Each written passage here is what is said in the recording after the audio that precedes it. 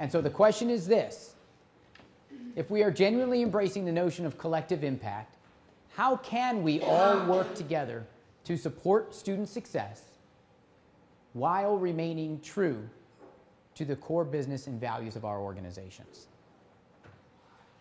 Right? You're all not going to drop everything and tomorrow become an early literacy tutoring program or a math intervention program.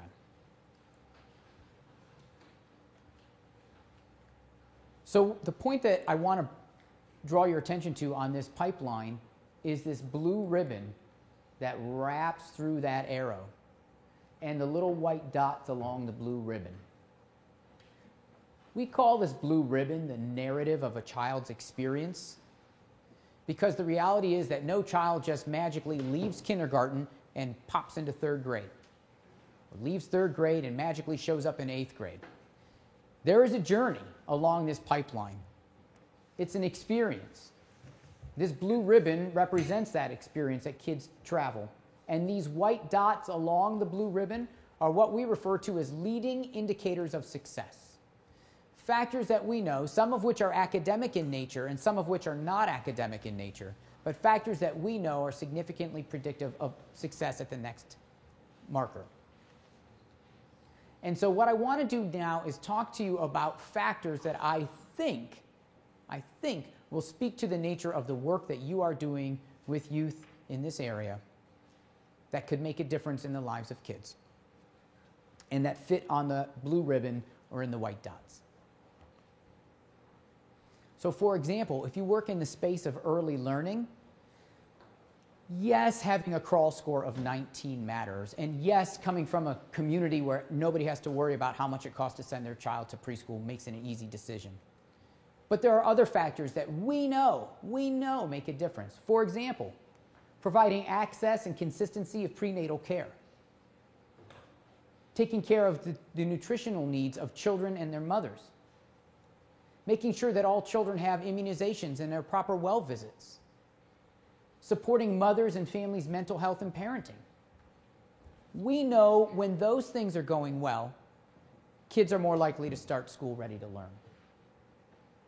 How would we monitor that? What resources exist? Well, we could literally monitor counts and frequencies and consistencies of people enrolled in our programs. We could make comparisons with unaffiliated populations. So we use a lot of United States Census data to understand the percentage of people who have kids in preschool versus the percentage of people who don't have kids in preschool. If we're providing access to preschool, then that's one way where we can monitor our effectiveness. The American Community Survey, which is census data, helps us understand how families are feeling, what's going on in the dynamics of the families, and the families we serve might have different characteristics than the general population, and we can show that either we're closing the gap between the disadvantaged families we serve and the advantaged families, or the average family, or that we're widening the gap and that the people we're meeting with and serving actually have improved outcomes. There are things like maternal depression screenings and parenting surveys. All of these are metrics that aren't necessarily related to whether or not a child knows their letters and colors. But we know that when these things are in place, knowing letters and colors becomes significantly more likely.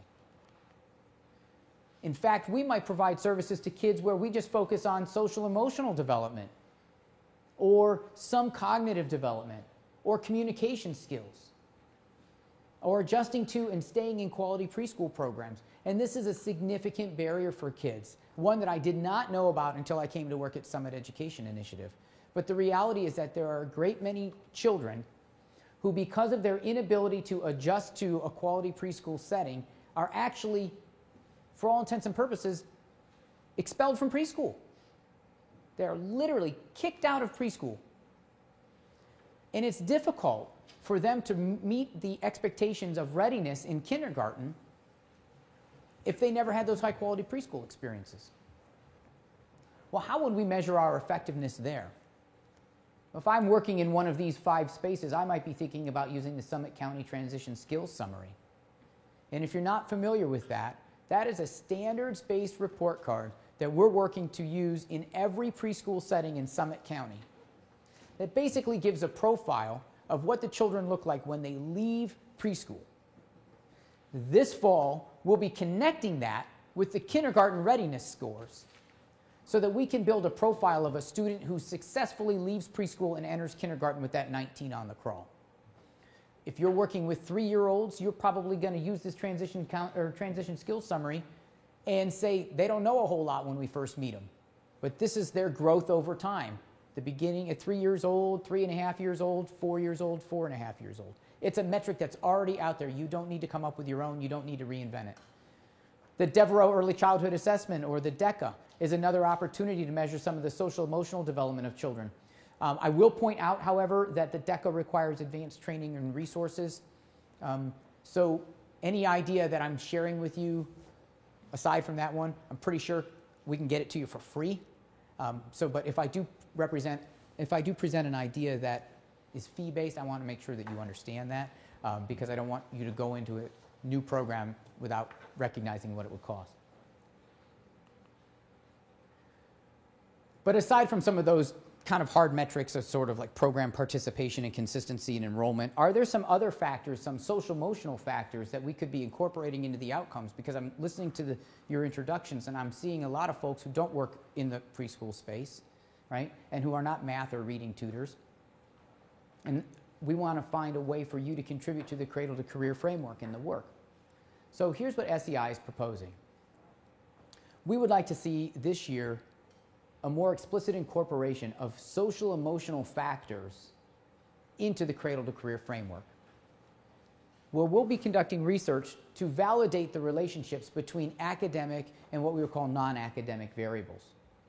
And we believe that what this can do is empower agencies such as yourselves who are working with youth in this Cradle to Career space, but maybe are not directly academic related or third grade reading or eighth grade math, to influence and report on the ways in which you are indirectly supporting academic success.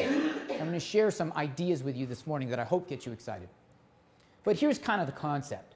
We know already from research, nationally and soon locally, that there is a strong relationship between these behavioral and social emotional factors and academic outcomes and achievement. But we also know, based on the nature of the federal law that protects the educational rights and privacy of all students, that as out-of-school time providers, you might have a hard time getting your hands on that academic data. But if we can prove that behavioral and social emotional factors are directly related to academic outcomes, that gives you the ability to contribute to the Cradle to Career space by proving that you are moving the needle on behavioral and social emotional outcomes. So we bypass this dotted arrow by doing this research for you and then giving you access to the kind of measurements that you could be using.